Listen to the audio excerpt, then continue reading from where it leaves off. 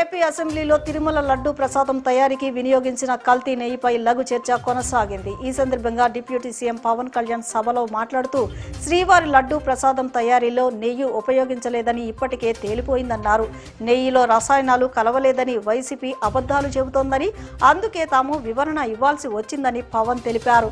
కల్తీ నెయ్యి తయారీలోనూ సృజనాత్మకత చూపించారని, నెయ్యి కావాలంటే పాల నుంచే కాదు రసాయనాల నుంచి కూడా తయారు చేయవచ్చునని నిరూపించారని ఎద్దేవా చేశారు. గత ప్రభుత్వాధినేత తప్పు చేశారని నేనెక్కడా చెప్పలేదని, అప్పటి టీటీడీ పాలక మండలి తన బాధ్యత నిర్వహణలో విఫలమైందని విమర్శించారు. తాము ఏ ఒక్కరిపైన ఆరోపణలు చేయలేదని, జగన్ నియమించిన బోర్డు హయాంలోనే తప్పు జరిగిందని డిప్యూటీ సీఎం అన్నారు. నాటి టీటీడీ బోర్డు సభ్యులను మాజీ సీఎం జగన్ ఎందుకు వెనకేసుకొస్తున్నారని ప్రశ్నించారు. నగరాభివృద్ధి లక్ష్యంగా విజయవాడ నగరాన్ని భవిష్యత్తులో ఆధునీకరణ నగరంగా తీర్చిదిద్దేందుకు సమగ్ర ప్రణాళిక రూపొందిస్తున్నామని ఎంపీ కేశినేని శివరాజ్ తెలిపారు. స్ట్రామ్ వాటర్ డ్రైన్ నిర్మాణం, డ్రింకింగ్ వాటర్ పనులతో పాటు నగర సుందరీకరణకు సంబంధించిన డీటెయిల్డ్ ప్రాజెక్టు రిపోర్టు తయారైందని తెలిపారు. గ్రేటర్ విజయవాడ కాకముందే నగరంలోని సమస్యలను పరిష్కరించేందుకు కృషి చేస్తున్నట్లు వివరించారు.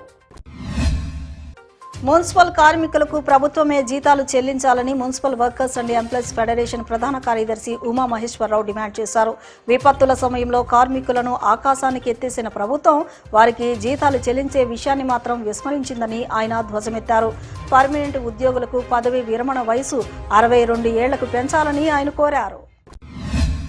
గత 33 ఏళ్లుగా తమ సేవా సమితి ఆధ్వర్యంలో రాఘవేంద్ర స్వామి జన్మదిన వేడుకలను ఎంతో వైభవంగా నిర్వహిస్తున్నామని శ్రీ సద్గురు రాఘవేంద్ర స్వామి బృందావన్ సేవా సమితి అధ్యక్షులు పేర్ల శ్రీనివాస్ కుమార్, ప్రధాన కార్యదర్శి నందిపాటి శివశంకర్రావు తెలిపారు.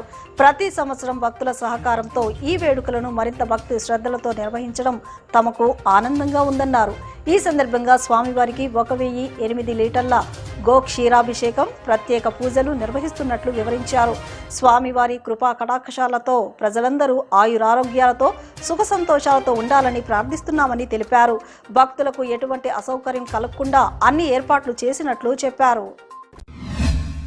రాష్ట్రంలో ఉన్న ఎమ్మెల్యేలు, ఎమ్మెల్సీలు క్రీడా స్ఫూర్తిని పెంపొందించేందుకు ప్రతి ఏడాది ఆట విడుపు పేరుతో వివిధ క్రీడా పోటీలను నిర్వహిస్తున్నట్లు స్పీకర్ అయ్యన్న పాత్రుడు చెప్పారు. ఆనాడు ఉమ్మడి ఆంధ్రప్రదేశ్లో దివంగత నేత ఎన్టీ రామారావు స్థాపించిన క్రీడా ఉత్సవాలు నేడు ఎంతో ఘనంగా జరుగుతున్నాయని చెప్పారు. ప్రజా ప్రతినిధులు క్రీడలతో పాటు సాంస్కృతిక కార్యక్రమాలు నిర్వహించి ప్రజలను ఆకట్టుకుంటున్నారని పేర్కొన్నారు. విద్యార్థులను ఉత్తమ ప్రతిభావంతులుగా తీర్చిదిద్దడమే కాకుండా విద్యార్థుల్లోని నైపుణ్యాన్ని వెలికి తీయడంలో Vijayawada NBL Jain high school ముందుంటుందని school correspondent Suresh Tatia, school ప్రధాన ఉపాధ్యాయురాలు ఎం సంధ్యారాణి స్పష్టం చేశారు. తమ విద్యార్థుల మేధస్సును పెంపొందించే విధంగా సైన్స్ ఎక్స్పో వంటివి నిర్వహిస్తూ విద్యార్థులను ఏ రంగంలోనైనా రాణించే విధంగా తీర్చిదిద్దుతున్నట్లు తెలిపారు. ప్రవక్త మహమ్మద్ జీవితం, బోధనల పట్ల అవగాహన కలిగించేందుకు రాష్ట్ర స్థాయి వ్రాత పరీక్షలను నిర్వహించనున్నట్లు ప్రభుత్వం కాజీ ఇలియాజ్ ఖాదరి తెలిపారు.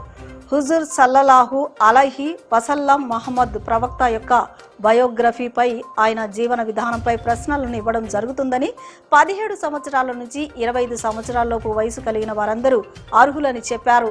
జూన్ 6వ తేదీన వ్రాత పరీక్షలు 3 భాషల్లో నిర్వహించడం జరుగుతుందని, అనంతరం గెలుపొందిన విజేతలకు బహుమతులను ఇవ్వడం జరుగుతుందని తెలిపారు. ఎస్సీ వర్గీకరణ తరహాలోనే ఎస్టీలకు కూడా వర్గీకరణ చేయాలని యానాదుల సంక్షేమ సంఘం రాష్ట్ర కమిటీ అధ్యక్షులు పెంచిలయ్య ప్రభుత్వాన్ని డిమాండ్ చేశారు.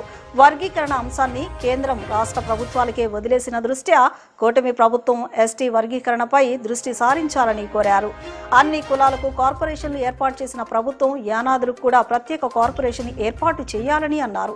త్వరలో కుప్పం, పులివెందుల, పిఠాపురంలో యానాదుల రణభేరీ నిర్వహించనున్నట్లు వెల్లడించారు. ఎన్నికల హామీ మేరకు నూతన కౌల చట్టం తీసుకువచ్చి కౌల రైతులకు రక్షణ, వారి సంక్షేమానికి చర్యలు చేపట్టాలని సిపిఎం రాష్ట్ర కార్యదర్శి వి శ్రీనివాసరావు డిమాండ్ చేశారు. కౌల రైతుల సమస్యల పట్ల ప్రభుత్వానికి చిత్తశుద్ధి లేదని ఆయన ధ్వజమెత్తారు. కౌల రైతుల సమస్యల పరిష్కారానికి అన్ని ప్రభుత్వ శాఖలో ప్రత్యేక విభాగాన్ని ఏర్పాటు చేయడంతో పాటు ఒక మంత్రిత్వ శాఖను కూడా ఏర్పాటు చేయాలని ఆయన విజ్ఞప్తి చేశారు.